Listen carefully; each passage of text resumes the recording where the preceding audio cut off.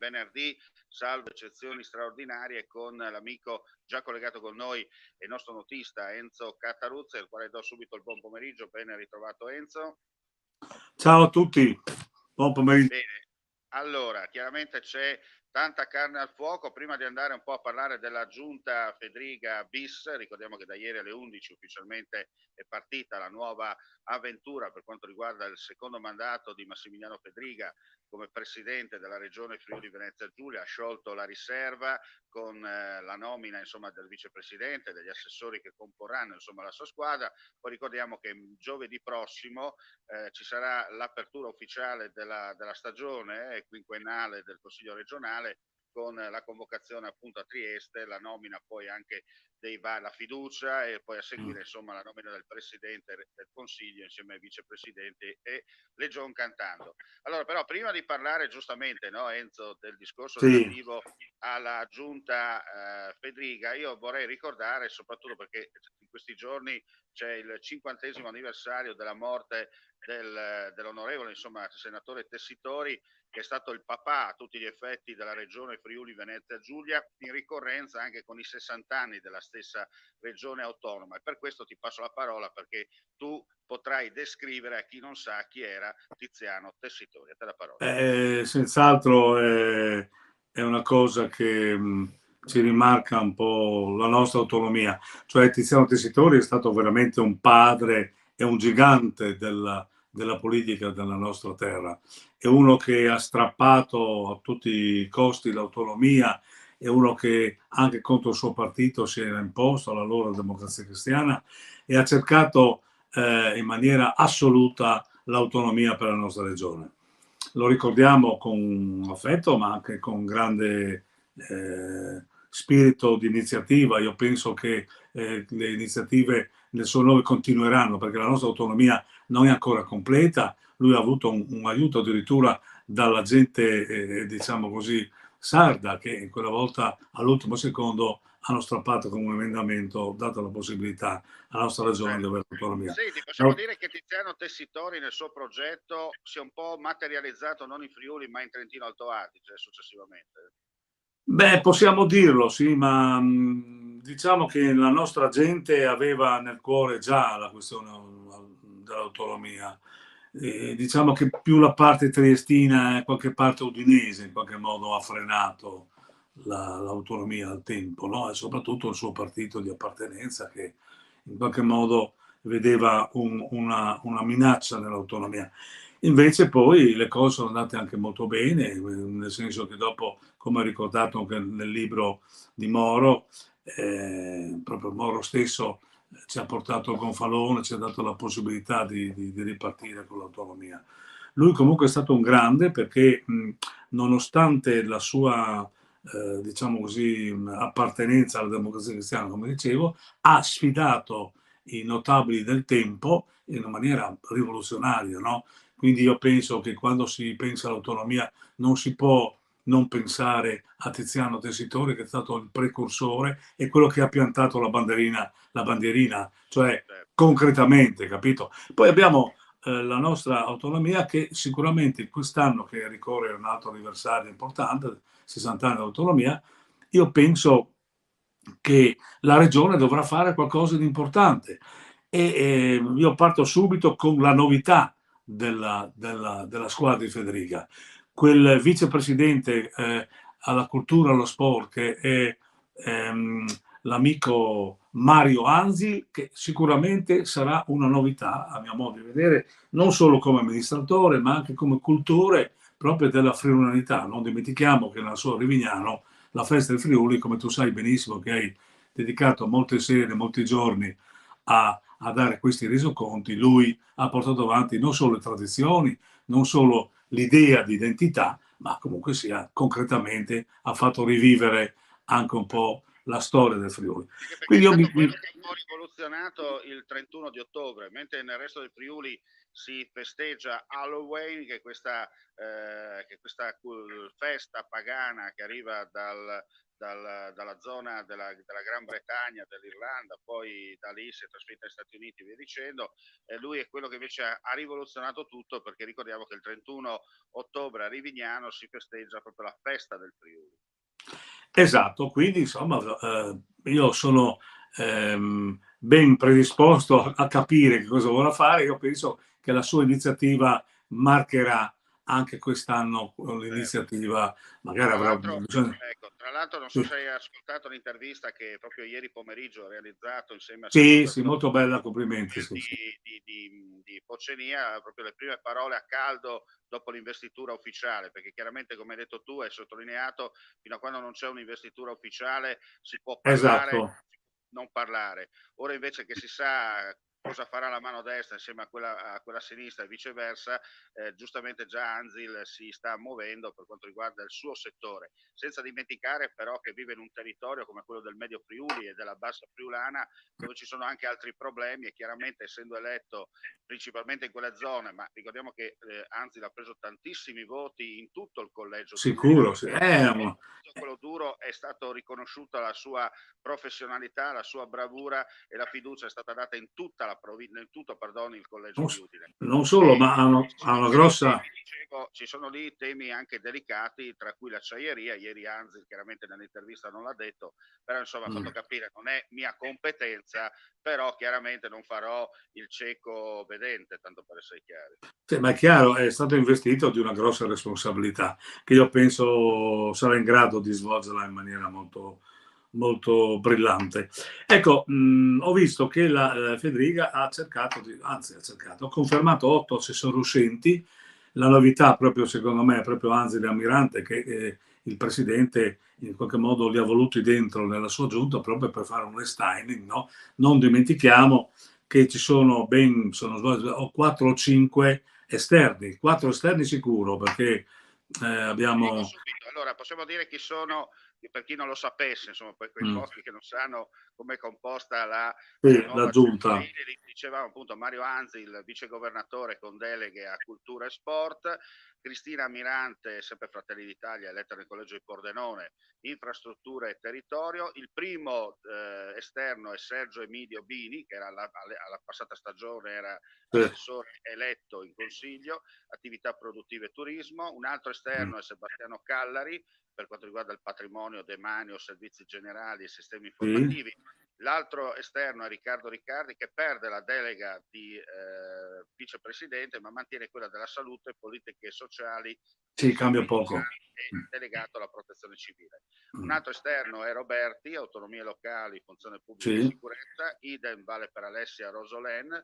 Quindi abbiamo ben 5 esterni. 5, poi c'è Scocimarro per Fratelli d'Italia, difesa dell'ambiente, energia e sviluppo, Zanier, risorse agroalimentari, forestali, ittiche e montagna, e Barbara Zilli per quanto riguarda le finanze. Ora però c'è da capire effettivamente, caro il mio Cataruzzi, se questi assessori eletti direttamente manterranno poi la carica in consiglio regionale, oppure, come è un po' una moda negli ultimi anni, quella di dimettersi per lasciare poi lo spazio al primo dei non eletti, che ricoprirà il suo posto poi successivamente in consiglio regionale, col rischio che se per caso le cose non andassero bene e vieni, come si dice, esonerato dall'incarico, se una volta ti sei dimesso perdi anche poi la certamente, certamente.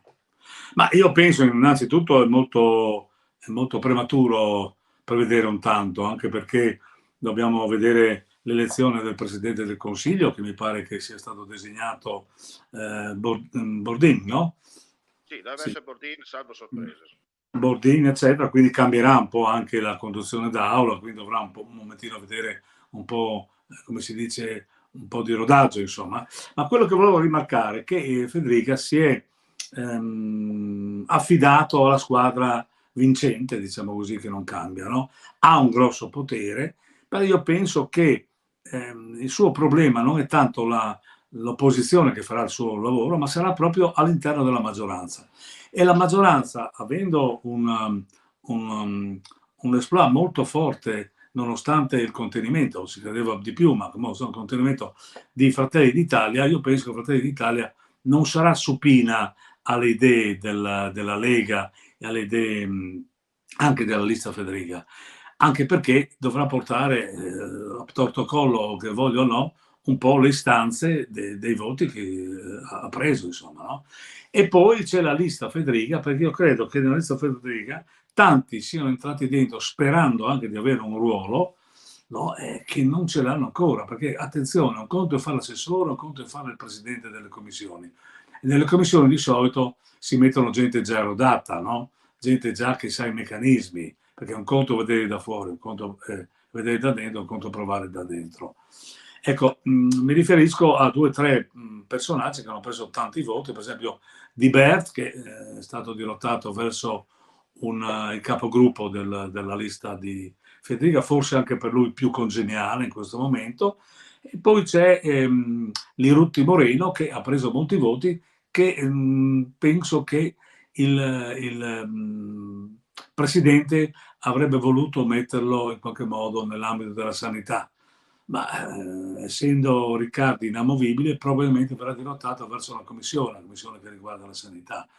Ecco, io vedo queste cose qui che ma non ci sono grosse novità. La novità, insomma, più grande sarà politica, perché il check and balance tra Udine e la regione, finalmente, dico io, ci sarà.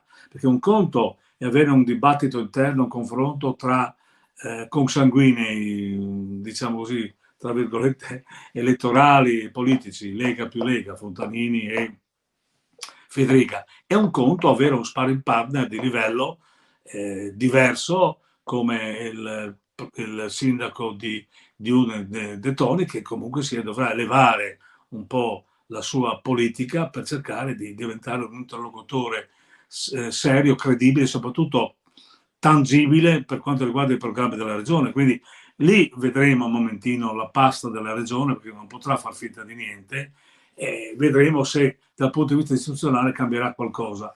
Altre cose, come hai detto tu benissimo, la questione di San Giorgio di Nogaro è un nervo scoperto che vedremo come andrà a finire. Anche perché adesso non usciamo per niente dalla politica, tanto per aprire e chiudo la parentesi, Sì, perché c'è una vera guerra intestinale per quanto riguarda, ricordiamo, Confindustria Friuli Venezia Giulia, i famosi sì. dispetti che si stanno facendo da una parte Benedetti e dall'altra Agrusti. Chiaramente entrambi fanno anche gli editori, non solo di giornale ma di televisione, e ogni tanto insomma si spunzecchiano attraverso i loro Sì, video, sì, sì, sì, però giornali insomma, si spunzecchiano, no, fra di loro per dire sono più bravo io, no, sono meglio io, no, sono più bravo io.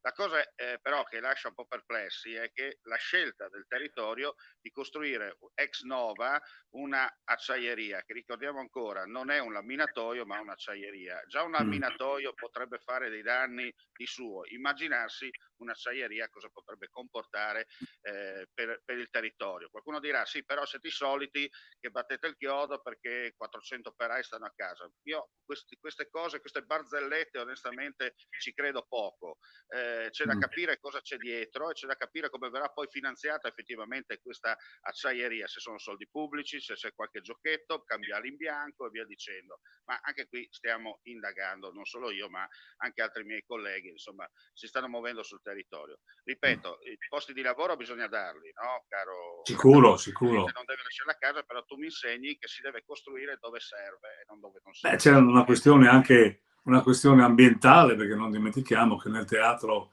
che è preso in considerazione non c'è solo San Giorgio di Nogaro, ma c'è Marano, c'è Lignano, è tutta una zona insomma importantissima dove la regione ha puntato molto sul turismo e il turismo punta molto su queste zone qui, non solo il turismo stanziale, ma il turismo internazionale, europeo, naturalmente Senti, ti faccio una domanda, teutonico. senti, ti faccio una domanda così che chiaramente non mi risponderai perché so che sei furbo sotto quel punto di vista. Ma tu, secondo te, tu stai più vicino a Benedetti come posizioni, diciamo così, come pensiero, tanto per essere chiari, oppure su quelle di Agrusti? Ma guarda, io non conosco bene il pensiero di Agrusti e neanche quello di Benedetti, nel senso che sono 2 capitani d'industria. Agrusti è un ex politico e sicuramente come ex politico cercherà delle escamotage sicuramente da par suo. Benedetti però è un uomo tosto, un uomo che va avanti per la sua strada, che ha le idee molto chiare e da quello che mi consta, non è uno che lascia, diciamo così, subito la sua meta. Quindi Diciamo, diciamo, ci sarà un sì, compromesso sicuramente da trovare, perché se ci certo, sono dei soldi per portare posti di lavoro, ben vengano. E poi c'è la questione ambientale, questa è la questione delle questioni, non è la chiaro. questione solo di destra o di sinistra, la questione è proprio della vivibilità, no? E bisogna vedere, come hai detto tu, se ci sono balle o non balle, insomma, no? Chiaro. Certamente mettere a terra, come si dice, si usa di dire oggi, un progetto del genere, prima di scartarlo bisogna pensarci 1000 volte.